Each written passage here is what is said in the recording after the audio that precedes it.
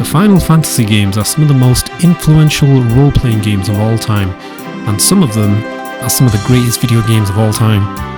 So on this video, I want to give you my top 10 Final Fantasy games in ranking order, starting off with number 10.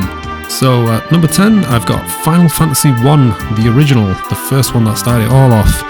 Now, I've never actually completed this game fully, and I feel a bit bad putting it in the rank, but hey, I've not completed all of them, but I have played it, and I did enjoy it. It is quite challenging, but yeah, the story is very simple. It's an NES game. They have remade it, or updated it with modern visuals, slightly modern.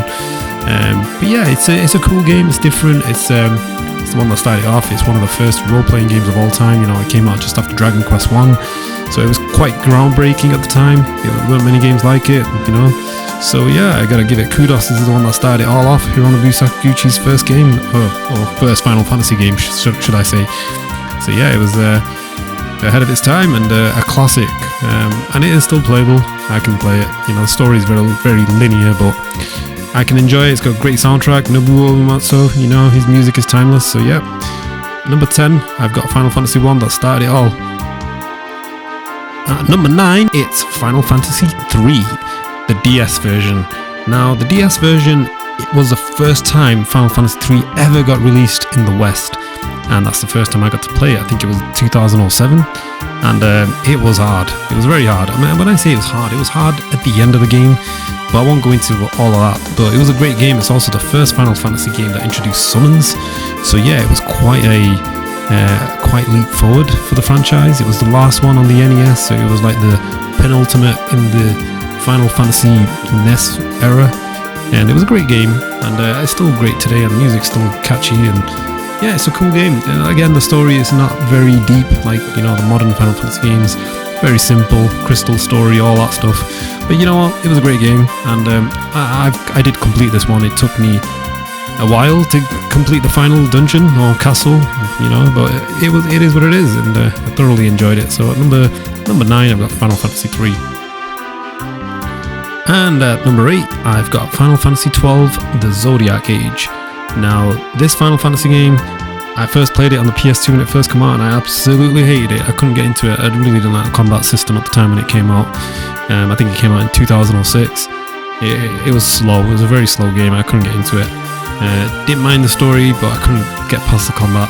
However, the Zodiac Age remaster that came out like 5 years ago completely changed this game completely. Like the fast option that you have, the speed of the combat, just the quality of life improvements, everything just made it so much better to play. Yeah, it's a far better experience, and I totally recommend it for anyone to go give this game another go if you didn't like it on the PS2. So yeah, number 8 is Final Fantasy 12, the Zodiac Age. So at number 7, I have Final Fantasy 5. Now this is a Final Fantasy game, again another one I've still not completed. However, I did play it quite a lot. I got pretty far in the game back in the days when it came out. I think it was on the PS1 when they re-released it. Obviously it's a Super Nintendo game, but it's one of those that just didn't come out over here in the UK. So I played it when it came out on the PS1. But I did get pretty far, and I remember enjoying it. It was a good game. I know it's very underrated. People don't praise it as much. But for me personally, I quite liked it. It was an interesting story. Bit underrated, but I liked it. It's a good game. I just need to clear it, so it's on my to-do list to complete. But I'm going to put this one ahead of the others because I enjoyed it more. So at number 7, I've got both Final Fantasy 5. And at number 6, I have Final Fantasy 4, and I'm going to mention the DS remake, which is the one I completed back in the days. I never actually did the Super Nintendo version, so yeah, I did the 3D polygon with voice acting, the DS remake, if anyone actually played that one. And I really enjoyed it for its time. It was good. He had voice acting, 3D visuals, some orchestral soundtrack, and some nice FMVs as well. It was a good game, very good game. It's also the first Final Fantasy game to actually take the story more seriously, with some really deep characters. It was a great game. It took the story to the next level. So for me, Final Fantasy 4 is quite high up. So yeah. At number 5, I've got Final Fantasy X. Now, for me, this is the last true great Final Fantasy game. I know I've mentioned number 12 on this list, but I enjoyed it, but it took a remaster for me to really enjoy it. And but even though I still enjoyed it, it didn't really feel like a classic Final Fantasy. I will say Final Fantasy X is the last classic Final Fantasy game that feels like a Final Fantasy game made by Hironobu Sakaguchi and his team. And it was a great story, great soundtrack. Guys, if you never played number 10, go check it out. It's, the voice acting's a bit cheesy today, and it's not the best anymore, but what a game. At the time, upon its release, it was brilliant. And for me, nostalgia, it's a lot of nostalgia with this game too, so yeah, one of the best Final Fantasy games, the last great Final Fantasy game in my opinion. And at number 4, I've got Final Fantasy VIII. I think Final Fantasy VIII is one of the most underrated Final Fantasy games. It has one of the most unique combats, which, a lot of people criticised at the time, but it's one of those games, once you master the combat, once you understand this system, the junctioning system, it's one of the most rewarding Final Fantasy combat systems, and it's unique. In fact, there's no other game like it. Yes, it's turn-based, but the actual junctioning system is very unique. I like it, I understand it. I think the worst part about the game was when you had to draw abilities, but they corrected that and by speeding it up in the remastered version. So yeah, Final Fantasy VIII is just a superb game. I think if anyone had any issues with it on the original PS1 release, go check out the remaster, because that addresses a lot of the issues, and it is a masterpiece. Honestly, it is a brilliant game. At number 3 is one of the games that's very highly regarded as one of the greatest role-playing games of all time, and to many, the best Final Fantasy game of all time. For me, I'm going to put it at number 3 because, I don't know, I loved the game, absolutely loved it, and that's why it's so high up on my list, but there was others that just beat number 6 to it. So yeah, Final Fantasy VI, Kefka, brilliant villain, he's a human, and he's a crazy nut job, unlike all these other super villains that they have in the series.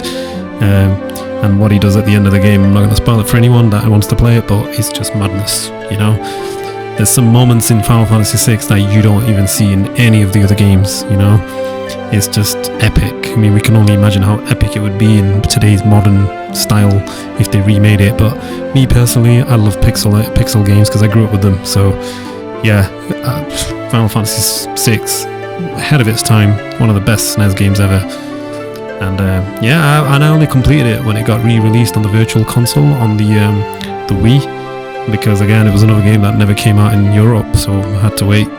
And brilliant game, great, beautiful sprite graphics, and one of the best soundtracks in gaming history, I'd say. So yeah, Final Fantasy VI, big shout. And at number 2, I've got Final Fantasy IX. This is a game that I've only ever completed once, like many of the other Final Fantasy games on this list. But for some reason, I remember it being very, very, very, very good. Whether people agree with that today, I don't know. I've been playing it again on the Switch, and still doing my second playthrough after 20 odd years, and still enjoying it. But probably not enjoying it as much as I did when I first played it. But still, I just remember when the first time I played this game, absolutely loved it. Addicted, story, characters, everything about it. It was just brilliant. I love the art style. It was a throwback to the original games, and it was probably the last time Nobuo Uematsu did the entire soundtrack for the Final Fantasy games.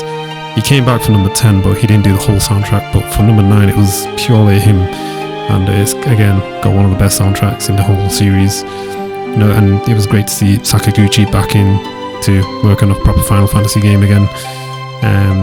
It was a great game. I'm not going to talk about the story. The story was superb, and it's number 2 on my list. Yeah. And at number 1, I've got Final Fantasy VII. Should you be surprised? I know many people today would probably argue that 7's overrated, but I don't think it's overrated at all. It's the game that literally introduced Europe to Japanese role-playing game. This game just, upon its release, was just magical. It was incredible. The only game that ever came close to it was Ocarina of Time. The Legend of Zelda Ocarina of Time it came out a year after this game, and they were the only 2 games that would just stand out as the greatest of all time. Those 2 games were often considered the greatest. That's how good Final Fantasy VII was. It introduced gamers to JRPGs because it was just revolutionary. Like, at the time, people did not like turn-based combat, but after playing Final Fantasy VII, people wanted more turn-based combat. This game was just beautiful, visually, in every way, characters, emotions, everything. It had it all. And yeah, of course, like, you know, in Europe, for us, Final Fantasy VII is something special because, you know, it's introduced us to Final Fantasy, but it also introduced us to, you know, JRPGs for many of us. So there's a reason why it's so special in Europe. But yeah, we could talk about this game all day, Final Fantasy VII. And my opinion when it comes to which is better, the remake or the original, I'm always going to go with the original. The original is an absolute masterpiece. And the remake is a great game, but I don't consider it a remake. I just see it as a reimagining or a reboot. But it's still a great reimagining, reboot. I love the remake as well. But nah, nothing beats the original. Guys, if you never played Final Fantasy VII, check it out, the original.